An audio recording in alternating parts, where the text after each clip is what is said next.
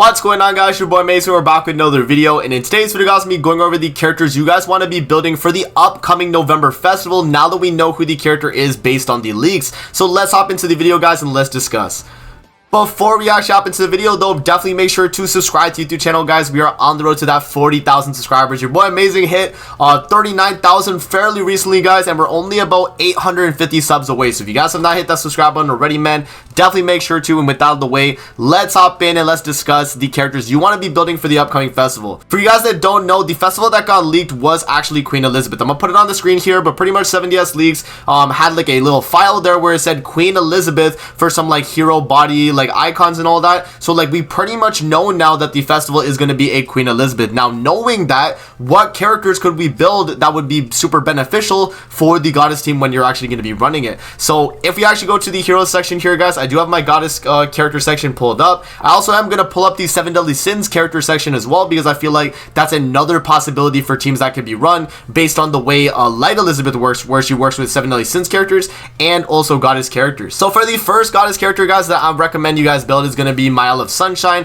You guys know that Mael is one of these staple characters for the goddess team, and the reason why is because of his passive here. So if you guys that don't know, Arbiter of Light increases all the hero stats by 7% and damage dealt by 10% for each goddess ally on the battlefield. If all allies on the battlefield are of goddesses, applies Brilliance of the Sun on allies at the start of the battle. So you get Brilliance of the Sun, which is damage reduction by 20% for the entire goddess team, and then immune to stat decrease in PvP. That line of text right there is one of the most broken lines of text in Grand Cross, because what that means is that any stat lower effect that they do in PvP, it's gonna have no effect on Mael and his teammates as well, because anyone that has Brilliance of the Sun is gonna be protected by the stat decrease. So if you're ever facing a tier where he has crit resistance lower, that's not gonna affect it. Whenever you're facing like an Ominous Nebula Zeldris where he lowers attack, whenever you're facing a Demon Kusak, right, any character that stat lowers in PvP does not matter when you have Mael on your team. And so because of that, Mael is gonna be a really strong, not even just necessarily a damage dealer character, but also because he has Brilliance of the Sun,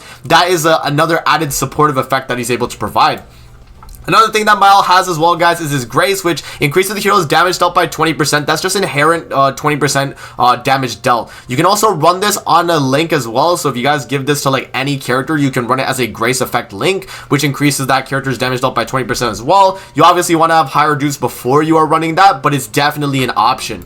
And then looking at the rest of Mael's kit here, he does have a Flare card, which is going to be 30% damage dealt for every Brilliance of the Sun effect on allies. So the more allies you have with Brilliance of the Sun, which you can max out only in PvP with 30 or with 3 characters, so that's 90%, right? So you get 90% damage dealt on the card at the most. And then in like, you know, Nidhogg and like all the PvE content where you have 4 people on the field, you actually get 120% damage dealt on this single target card, which is very good. And then looking at his AoE skill here, guys, he has a Spike card, right? So ×2 critical damage increase, and he also has a Sunspot effect, which is a debuff that he applies, which lowers the damage dealt of the enemy up to 3 times. And this can actually stack with his ultimate, where he's actually able to, at 5 out of 6 and 6 out of 6 if I'm not mistaken, he applies gray debuff Sunspot, which means that you can stack that Sunspot with the red debuff Sunspot and get up to 6 on a technically you could stack up to 6, right? But in theory you're not really going to be applying that many. But pretty much for his ultimate here, guys, he removes stances on all enemies and applies 3 Sunspots at 6 out of 6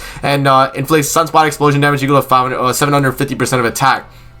Damage dealt is 50% for every Sunspot applied to the target, and that obviously scales up with dupes. So the higher the dupes, the more damage the ultimate's actually going to deal there with Mael. So he is the first character that I highly recommend that you guys want to build for the upcoming festival, Elizabeth. The next character that I have in mind, guys, is going to be LR Margaret. She is the most recent LR character that has released in the game, and the reason why she is such a very good character is because she's able to, you know, give all the goddess allies really big basic stats, and also the crit chance and crit damage. If you guys don't know, Margaret did get a LR here, which actually gave her a very substantial buff for the goddess team, right? Increases goddess allies basic stats by 8% every time an ally uses a stance or buff skill, up to 40%.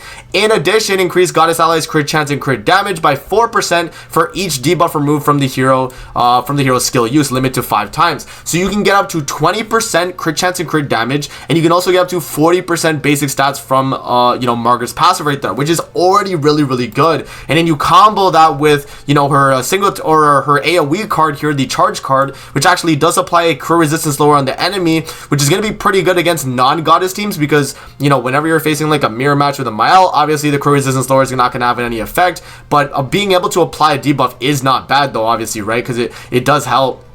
So you have like the crit resistance 20% lower, and this obviously scales up the higher the level. And then she also has increased, you know, damage reduction and damage dealt on her buff card. So on the rank 2 and rank 3, it actually was increased. And you also do get basic stats while being able to cleanse on each of the ranks of the skills as well. So whenever you get debuffed on your team, you're going to be able to cleanse that. And by cleansing that, you're going to get some crit chance and crit damage increase, which is going to benefit the entire goddess team. And then for Margaret Ludociel's ult here, she increases all enemies damage taken by 50% for 2 turns, and then does sever damage, and then block affects all enemies as well, even characters that weren't hit by the ultimate, because this is a single target, right? It hits one enemy, but then it applies it to the rest of the characters as well, which is super broken, man. So that alone is like a very, very strong ultimate effect. So yeah, Margaret LR, definitely a character I'm going to highly recommend, guys, especially building for the festival, because all 3 of those characters, you know, on the team. So the brand new November festival Liz, and then you also do have the Margaret, and then Mael is probably going to be the standard team people are running, right? That's kind of a given at this point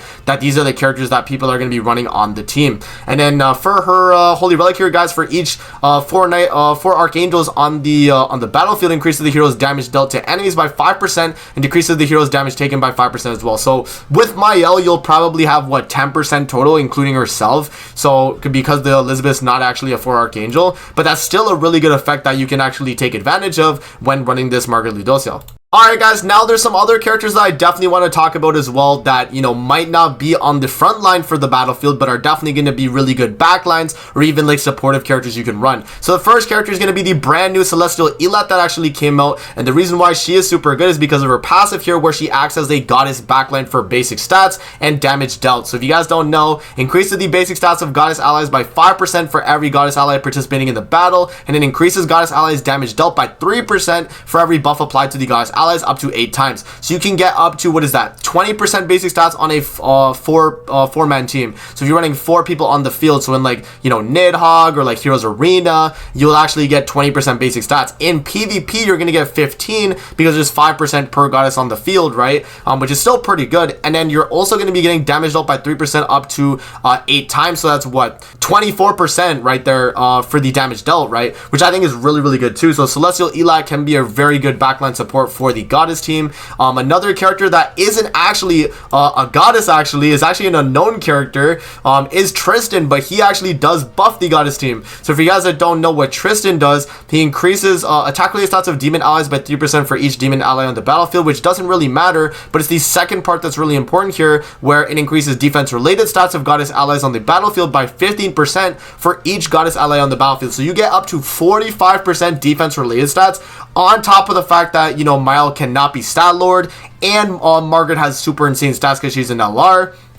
And the Festival Elizabeth is obviously going to be a really good character too. So like all of that combined, like Tristan is another really good backline support you can run on the goddess team, even though he's considered an unknown character. Even though he is considered unknown, I forget how you see it. Yeah, so he's considered unknown as the race, even though he should be goddess slash demon. But even though he is unknown, you can still run him backline and still benefit for the full goddess setup right there that you would be running. So those are some backline characters that I definitely want to mention. Some other substitutes for the frontline, guys, is going to be like, if you don't get the new Festival Elizabeth, LR Liz is still a very good character, even in PvP when she doesn't necessarily work in PvP, right? For her passive, she has a lot of the PvE stuff, but this whole paragraph at the top is not really important. For PvP, it's mainly the bottom part right here. So in all game modes, allies recovery rate increases by 20% whenever the hero heals an ally, which can go up to 5 times. So it's a 100% recovery rate, which means that your starter turn healing is going to be increased, and that's going to be super beneficial in PvP, because whenever you use this attacking skill with Liz where she heals the allies, that means they're going to get an increased heal as well, which is going to be really good, right? And this is flood damage on this card. And then another thing as well is that this kind of combos with Tristan, where Elizabeth will be able to give defense related stat increase, which, you know, comboing that with the 45% backline from Tristan, you can get up to a absurd amount of defense related stats and never get crit on. And because the team cannot get stat lowered, remember guys, these stats cannot be lowered unless the, you know, the goddess team themselves, like, you know, run out of their buffs or anything like that. That's the only time their stats can technically be lowered. But once you've increased the stats, they're going to be increased, which is very, very broken. So you can get up to 145% defense related stats, comboing Tristan backline with this rank 3 buff card right there. And then Liz on her ultimate here is able to fill the ultimate move gauge by 2 of the allies, and heal 630% of attack, and increase attack related stats by 30% at 6/6 for 2 turns, which is very, very good, guys. That's definitely a very strong effect. So even if you don't get the brand new Elizabeth, but you can still run LR Liz, and if you have her for PvE content, because she is a PvE character where, you know, she's made for pretty much all the demonic beasts, if you run her in PvP, she's still not a bad character you can actually run,